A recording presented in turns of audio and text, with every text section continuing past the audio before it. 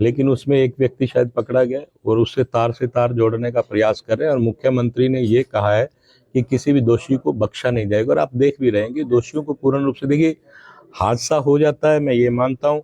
क्या जो लोग आरोप लगा रहे हैं उनकी सरकारों में नहीं हुआ? जिनके खुद के मकान शीशे के होते हैं, दूसरे पे पत्थर नहीं फेंका करते। उनको सोचना चाहिए कि जो 10 साल कांग्रेस का राज रहा उसमें क्या रहा। देखिए ये सब अचानक ऐसा कुछ हादसा हो जाता है, हम उसके लिए मानते हैं, लेकिन सरकार जो प्रयास करे उन दोषियों को पकड़ने के लिए, ऐसा प्रयास किया गया और एक दोषी पकड़ा भी गया। उससे तार मिलाए जाएंगे कि किस प्रकार से, क्योंकि देखो बच्ची का मामला मैं उसमें ज़्यादा बोलना नहीं चाहता और बोलना उचित भी नहीं लगता। सबकी बहन बेटियां होती हैं, तो उस विषय पे मैं ज़्यादा जाना नहीं चाहता। लेकिन इससे संपर्क में जो भी दोषी हैं उनको सजा दी जाएगी। उपेंद्र हुड्डा जी कह रहे हैं कि भाई हरियाणा में कानून व्यवस्था फेल हो चुकी है, कोई ना ही कोई खो।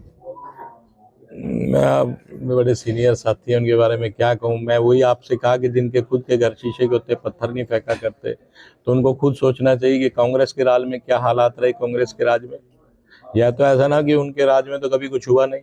अब ऐसे हालात, मतलब कि मैं ये कहूँगा कि उन्होंने, ये कह सकते हो कि उनको तो संरक्षण में गुंडे पैदा हुए थे। आज ऐसा तो नहीं है, कम से कम आप इस प्रकार का दोष तो सरकार पे नहीं लगा सकते कि किसी ऐसे व्यक्तियों को पालने का काम कर रही है सरकार। और आप स्वयं इस बात को सोच सकते हैं। मैं आपको फिर कहना चाह रहा हूँ कि हम लोग इसके प्रति, मतलब कि ये कह सकते हैं, हम लोग इसके प्रति भावना रखते हैं कि जो हुआ गलत हुआ। ऐसा किसी महिला के साथ, हमारी बहन बेटी के साथ होता है, गलत है, लेकिन उन आरोपियों को बख्शा नहीं जाएगा और हरियाणा से इन गुंडों को बाहर फेंक दिया जाएगा, ये एकदम तय है। पंजाब के मुख्यमंत्री भगवत सिंह मान ने जिस तरीके से किसानों की एक मीटिंग में चली थी और वहां पर कहा कि भाई ऐसे तो कत्लो फिर आंदोलन, तो उससे कहीं ना कहीं लगता है कि जो पंजाब में आंदोलन है वो पंजाब के मुख्यमंत्री करा रहे हैं।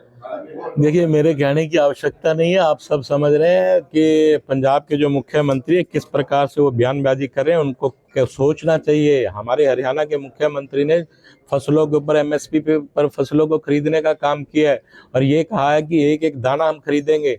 वो बल्कि किसानों को ये श्योर करें कि हम लोग भी एक एक दाना खरीदने का काम करेंगे। उल्टी सीधी बातें करने के बजाय, किसानों को भड़काने के बजाय, किसानों को ये इंश्योरेंस दें, अपने पंजाब के किसानों को कहें कि हम आपका एक एक दाना खरीदेंगे। ये उल्टी सीधी बात कर कर बलकराने का काम कर रहे हैं। इससे अब जो समझदार व्यक्ति है वो इनकी बातों में आने वाला नहीं है। आपने देखा होगा पीछे समाचारों में तो कुछ किसान ये कह रहे थे ये सब लोग खाली लोग बैठे, जिन्हें कोई काम नहीं है, जिनकी जमीनें भी नहीं, ऐसे कुछ लोग बैठे हैं। और किसान के पास तो समय नहीं होता साहब, वो अपनी भूमि के ऊपर, अपनी मातृभूमि के ऊपर फसल पैदा करने का काम करते हैं, फालतू के कामों में नहीं रहता। कांग्रेस जी अपना अध्यक्ष चुनने को लग रही है और कह रही है कि अध्यक्ष होगा तो अपना अध्यक्ष चुनेगी। देखिए ये उनका अंदरूनी मामला है, वो अध्यक्ष ही चुनते रह जाएंगे। हमने तो कई सीएम बना दिया आपका, चाहे वो मध्य प्रदेश के, चाहे राजस्थान के, चाहे दिल्ली के सीएम है, साथ की साथ सीएम की घोषणा भी कर रही है। उनका अपना निजी मामला, उसमें मैं ये रिकॉर्ड भी मेरे को लगता है, पिछला रिकॉर्ड तो कांग्रेस के नाम रहा ही है कि पिछले सत्र में जो 4 दिन का चला उनके पास विपक्ष का कोई नेता नहीं था।